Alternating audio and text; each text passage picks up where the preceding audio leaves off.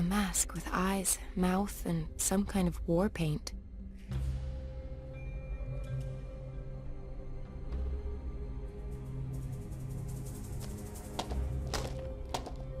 Even more passages. Really does seem to be more extensive than I first thought.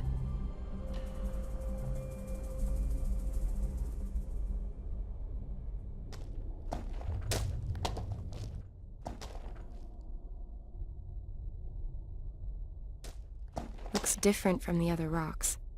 What is it?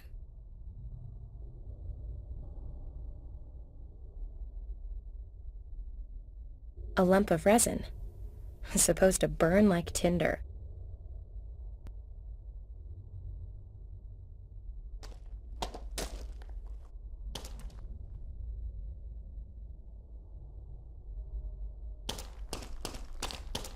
It's like some kind of graphic novel. The story begins with a man choosing children from a large group. They follow him into a cave, and the door closes after them. The children continue to live there while the man teaches them to fight. The man also gives them food, and so the children gradually grow into men. But what is that? The children seem to change on the way.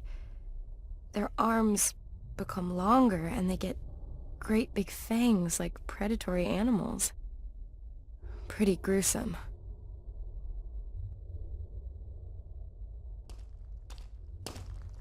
Looks like one of those weird lamps they sell in the Scandinavian furnishing store around the corner back home.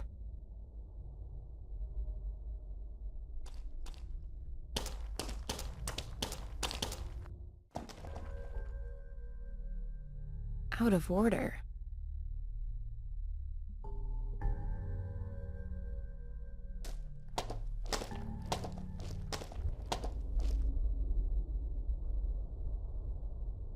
There's a mask hanging on the wall here as well.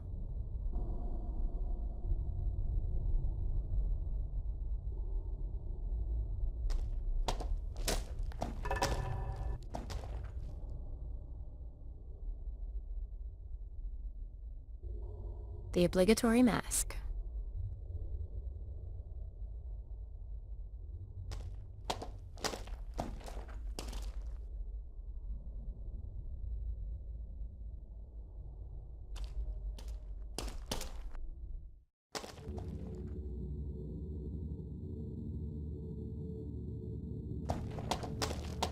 Poor children.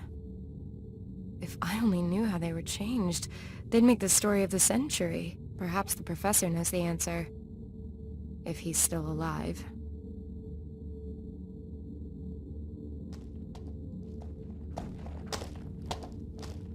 It's secured by chains to the cave roof.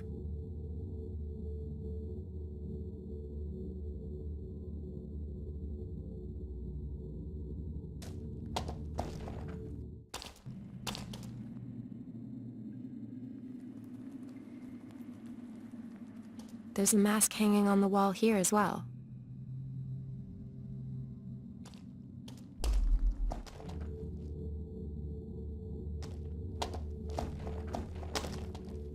Not the slightest trace of Prof. Hartman. Only more passages that lead deeper into the caves.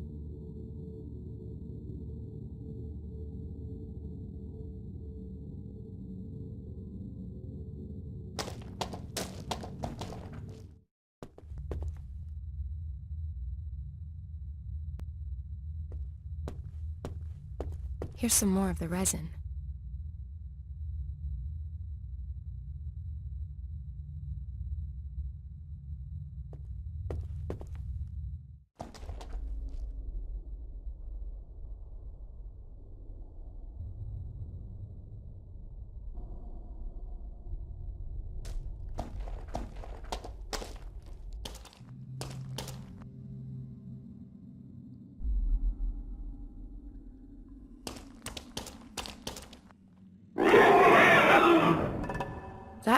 But was that an animal? Or a human? Or...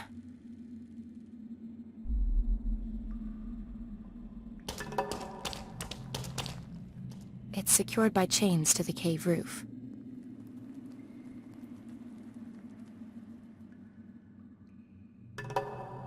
Let's fuel this lamp and see what happens.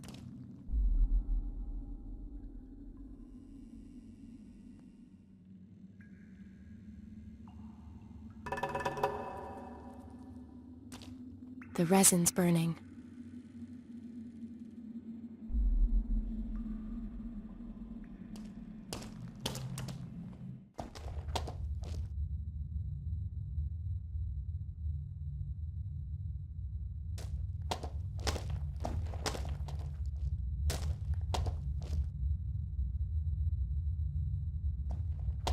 Here's some more of the resin.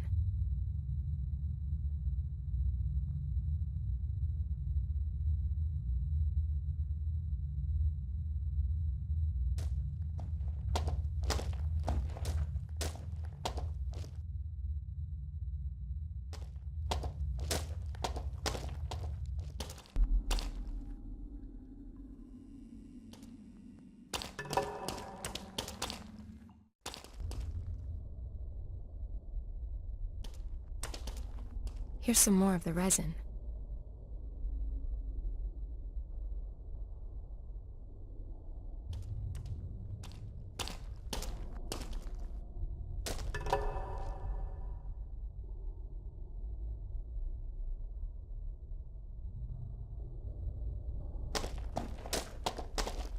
Let's fuel this lamp and see what happens.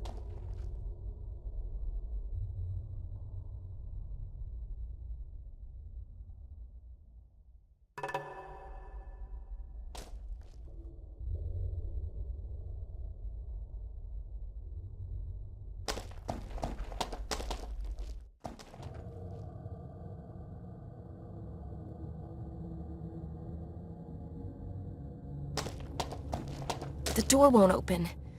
It's the end of the line.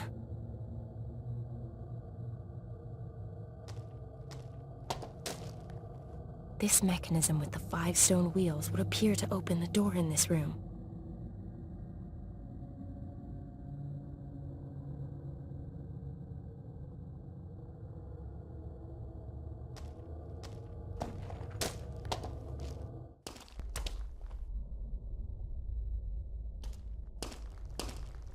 Here's some more of the resin.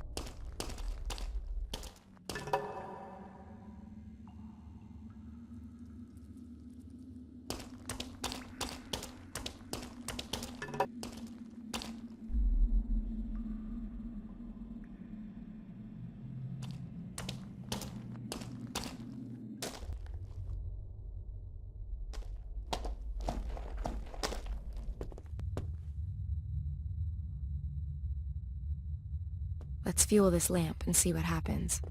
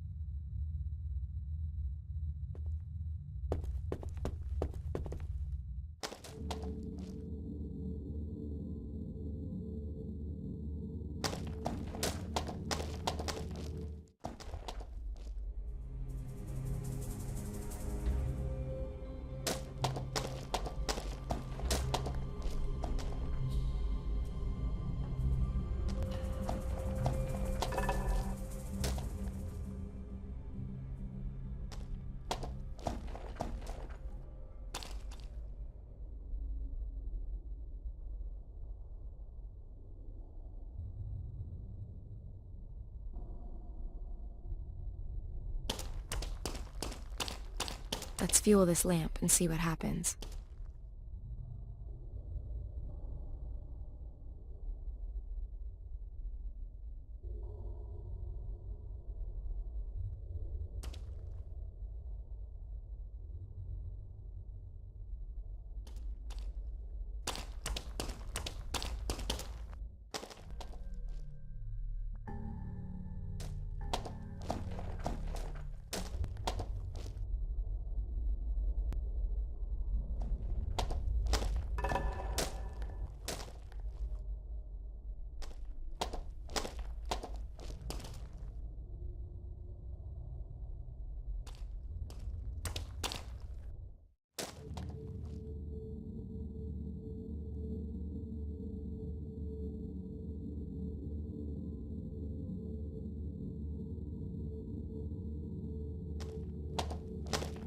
Let's fuel this lamp and see what happens.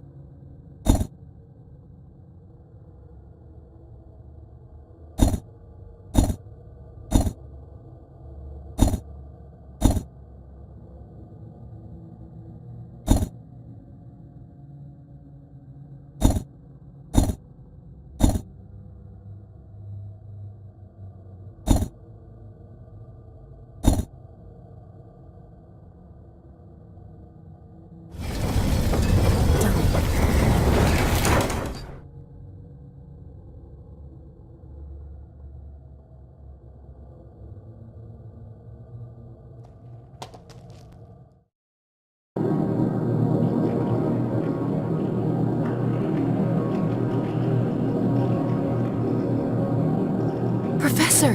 Those damn creatures.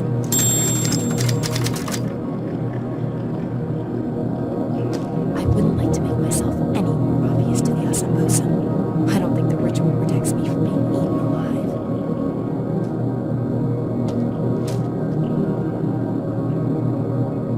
I have to drive the Asambosam away to be able to get to the professor.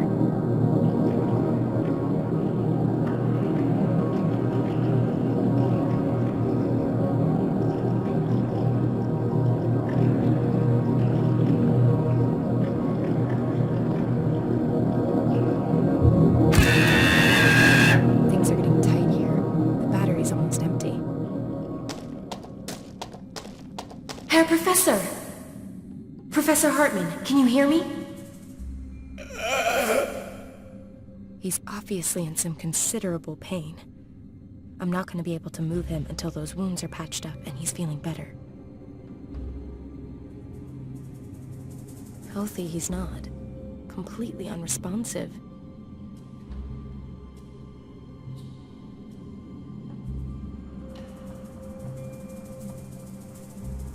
Here, get these down, you prof.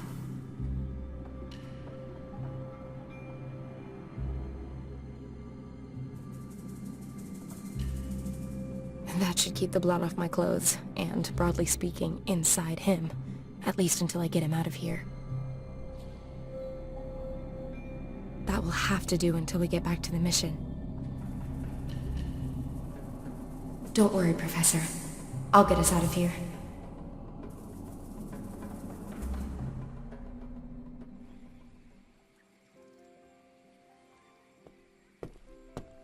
Hey, Professor. You look considerably less shit than you did when I found you 2 days ago. Welcome back to the land of the living. Thank you for the expressive compliment. The sisters have looked after us quite devotedly. And of course, my deepest thanks to you for your getting me out of there, Miss... Peters. Sam Peters. Ah, and you are the journalist. Please forgive me for setting off without you. But the situation left me with no other choice. Forgiven and forgotten. If you give me the story as promised. Of course. So you have a few minutes for me then? Take a long look at me. Do I look like I've got anything else planned? I'm just not entirely sure that I'll be able to give you all of the answers. Let's find out. You want to know what the Asan Bosum are? Spill it, Prof. They are humans, I'm sure of that. Did you see the wall paintings in the caves? Yeah. The Ashanti were always a very secretive people with an extraordinary bond with nature. As with all native peoples, their living space also forms the basis for their existence. They naturally defend it with every means at their disposal. At some point, the Ashanti shaman must have realized that they would not be able to defend their lands indefinitely from outsiders. They therefore trained up some quite exceptional warriors. The ritual that's shown in the cave paintings. Correct. But those things don't appear to be human in any way. What happened? Well, it happens that there is a particular species of snail, which is incidentally the reason we were here at Lake Bosumtwi in the first place. Whose genome has changed through eating the algae brought here by the meteorite. Yes, exactly. The algae may have been carrying a virus, which, over a relatively short period of time, triggers a rapid genetic mutation in a species. There are supporting cases. On the Indonesian island of Flores, they found the fossilized remains of a very small but adult human who was a genetic successor to Homo erectus. All evidence suggests this subspecies of dwarves evolved in only a few generations as a result of their isolated environment and in response to the narrow, low-ceilinged cave systems of the region. An unbelievable evolutionary step. Relative to conventional evolution, this process really did take place at the speed of light. As with the Asambosum. Possibly.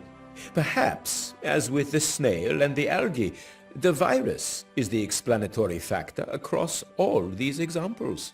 How far does this go? Perhaps the shaman knew that the algae possessed some form of mutational capability and raised his warriors on it. The terrifying result you've witnessed firsthand. Then these warriors are designed with the sole purpose of keeping outsiders like us away. That is my interpretation, yes. And what about this disease they carry? That, alas, is one of the questions I cannot currently answer. The Asan Bosum themselves appear to be immune to it. Perhaps it's a further defense mechanism. Do you think that they killed anyone? No, at least not directly. The evidence so far suggests they were designed to keep potential aggressors at bay, not to actively eliminate them. So what now? As snail research goes, Professor, this story is more sensational than most. That may well be the case. But The shaman and the Ashanti have only been acting in the best interests of their people and in perceived self-defense. and that justifies their turning children into monsters? We don't have to approve morally. But does morality apply in the case of survival?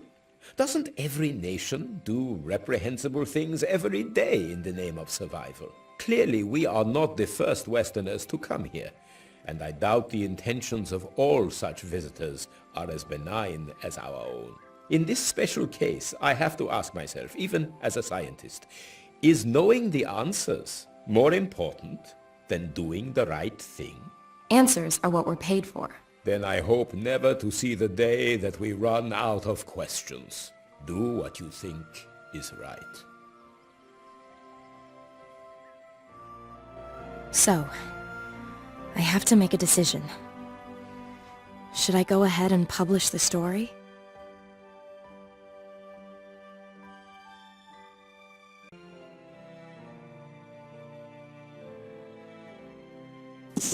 I simply didn't have the heart. May a cloak of silence remain forever over the existence of the Bosum. Freedom really is so much more important than anything else. Talking of freedom, that's something I can also enjoy limitlessly, though sadly not on my little sailboat. When I got back to Hamburg without a single line of copy, my editor flipped and bounced me back onto the street. Whether or not he managed to get over the small heart attack that followed, I'm afraid I don't know. And frankly, I don't give a damn. It's time for me to drop by on Max in Berlin again. Perhaps he'll finally even introduce me to his beloved Nina. From the way he went on about her in Indonesia, I don't think they'll be apart for too long. And maybe he'll have a fabulously lucrative job for me and get that sailboat back on track.